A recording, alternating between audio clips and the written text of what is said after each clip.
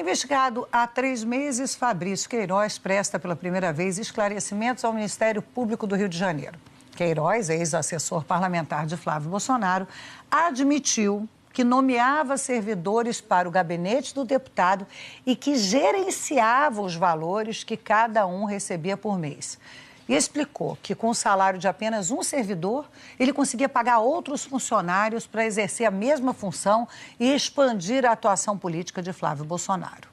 Gabriela Ferreira, a gente tem os trechos desse depoimento por escrito, em que o Fabrício detalha esse mecanismo, que, segundo ele, foi criado por ele, para intensificar as redes de contato de Flávio Bolsonaro. Boa tarde para você. Oi, Maria. Boa tarde para você, para todo mundo que está acompanhando a Globo News. É verdade, isso foi o que ele explicou nessa defesa feita por escrito ao Ministério Público do Rio de Janeiro, Fabrício Queiroz, que é ex-assessor de Flávio Bolsonaro, do PSL. Ele disse que fazia um gerenciamento financeiro das quantias que eram recebidas por outras pessoas do gabinete. Então, vou trazer outras informações, porque no documento o Queiroz ele negou que ele ficasse com esses valores e disse o seguinte, que esse dinheiro era usado para ampliar a rede de colaboradores da base eleitoral de Flávio Bolsonaro, o que ele chamou de multiplicação da base eleitoral. Nessa petição, o Queiroz afirma que, com a remuneração de apenas um assessor, era possível convocar outros assessores para a função, expandindo a atuação parlamentar.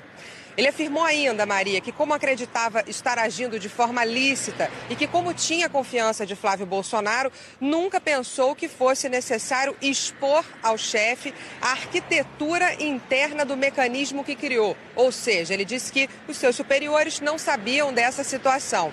Essa é a primeira vez que o Queiroz apresenta os seus argumentos ao Ministério Público do Rio de Janeiro. Antes disso, ele não tinha respondido aos pedidos para prestar depoimento, alegando, Maria, por exemplo, tratamento de saúde. Desde o fim de dezembro, o Queiroz está em São Paulo para tratar um câncer. Ele começou a ser investigado depois que o Conselho de Controle de Atividades Financeiras, o COAF, apontou movimentações financeiras atípicas nas suas contas.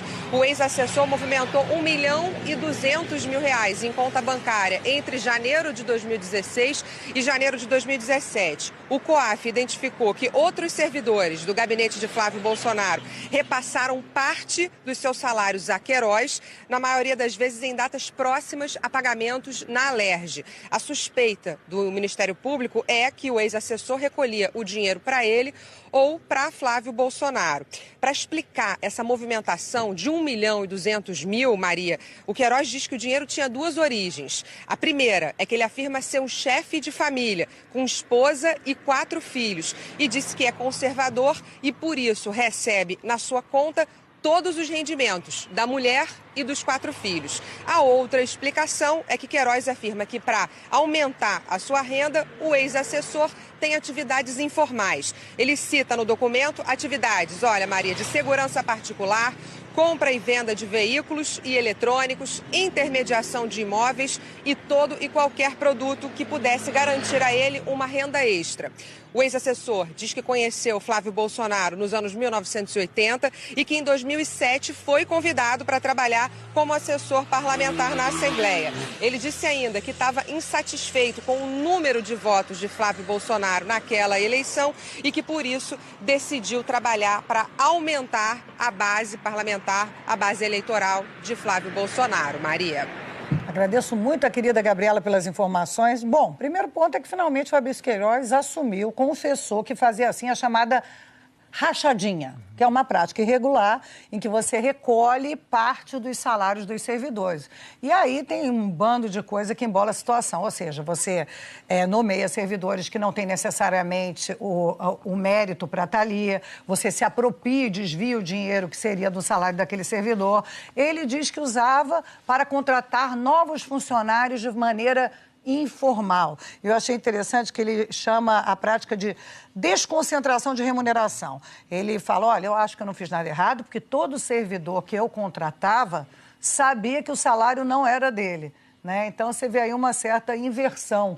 Ele faz ali um malabarismo de palavras para poder amenizar um pouco a situação, né? Ele usa termos aumentar a base eleitoral, gerenciamento de pagamentos de outras pessoas, é tudo bem construído do ponto de vista da defesa para que a situação pareça menos grave do que ela é. O fato é que ele está contratando pessoas da equipe com dinheiro que não é para isso. Aquele dinheiro, o dinheiro de um assessor parlamentar é para o assessor parlamentar e não para contratar pessoas achando que elas vão ser usadas como cabos eleitorais. Quanto a isso, não há a menor dúvida. A gente sabe que demorou muito a chegar essa explicação. Ele está passando por um problema de saúde, não tinha dado os devidos depoimentos e quando o faz por escrito, né? Com essas explicações, assim, em prol do gabinete, né?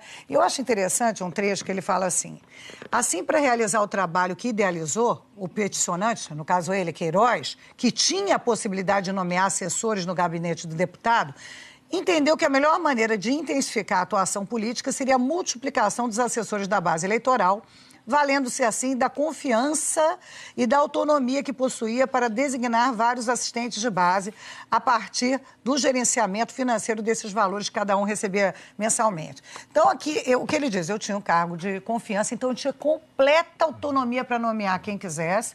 Então, assim, no mínimo, ele traiu a confiança do chefe. Ele traiu a confiança de Flávio Bolsonaro, que, segundo Queiroz, não sabia de nada, né? E a gente tem que lembrar, gente, essa prática rachadinha não é localizada só nesse gabinete, há várias investigações em vários gabinetes, em vários partidos. É uma prática, infelizmente, comum, irregular, e aí a gente tem casos hoje de deputados federais e senadores que estão com processo no Supremo Tribunal Federal por causa da rachadinha, porque eles podem ser enquadrados diante da visão dos juristas, né, em dois, deixa eu só botar aqui, ou peculato, que é o desvio de dinheiro público, né? Ou mau gerenciamento do dinheiro público. Então, não é uma coisa corriqueira, é uma coisa que tem gravidade e, infelizmente, os casos se multiplicam. E eu conversava há pouco com uma fonte na LERJ que estava me explicando que o gabinete de um deputado estadual no Rio tem o direito a 20 cargos, a 20 assessores. E que eles podem pegar os salários desses 20 assessores e desmembrar, aumentando o número de assessores até 63. Então, você pega o salário de um assessor, divide por 2, às vezes 3 assessores, e aí você passa a ter mais assessores. A promessa do atual e novo presidente da LERJ é diminuir esse desmembramento para, no máximo, 40 assessores. Mas o que me parece é que o Queiroz está sugerindo que ele passou desse número permitido pela LERJ de forma informal. Então, ele passou a pegar pedaços dos salários desses assessores e a utilizar isso para aumentar a base de cabos eleitorais e de assessores para ouvir a população, etc. Com o objetivo, claramente, de negar que esses recursos foram para o enriquecimento próprio, para o enriquecimento de qualquer pessoa envolvida nesse sistema. A ideia seria apenas aumentar a base